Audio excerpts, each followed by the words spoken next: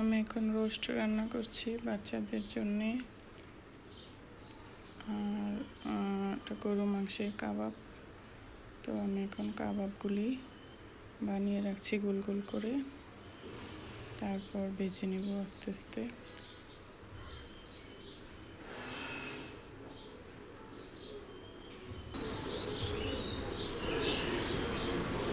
আর আমার গরু মাংস রান্না করা আছে। আজকে ছোট ছোট মেহমান খাবে, ছোট মেহমানদের জন্যে আজকের আয়োজন। তো আমার ভাজা হয়ে গেছে আস্তে আস্তে কাবাবগুলো। তো সবগুলি ভেজে রাখছি। আর এদিকে আমার পোলাও রান্না করছি। তো ঈদ গেল আসলে 2 দিন হলো, 2-3 দিন। এখন তো প্রতিদিনই পোলাও মাংস খাওয়া হচ্ছে। তো এখন আমাদের বড়দের আর এগুলো খেতে ইচ্ছে করছে না। এগুলো শুধু বাচ্চারাই প্রতিদিন পছন্দ করে। ওরা 3 বেলা এগুলো খাইতে পারবে, কোনো সমস্যা নেই।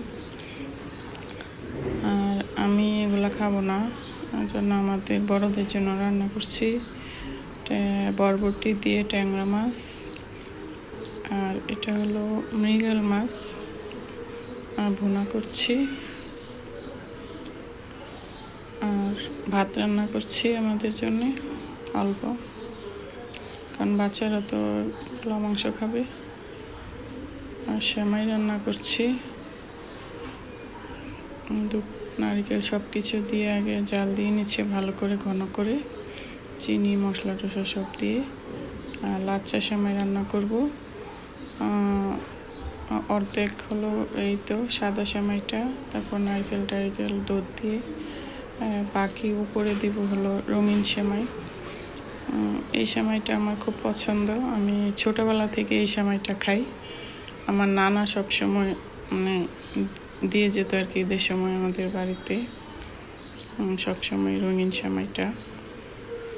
এখনও আমি এই সেমাইটাই খাই।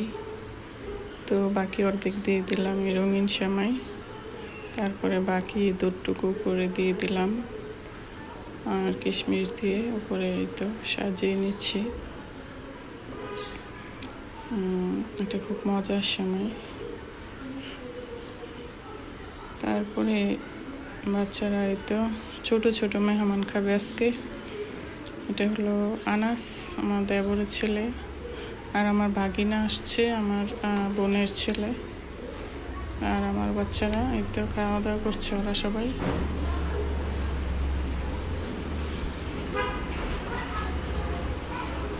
এরা হলো আজকের মেহমান।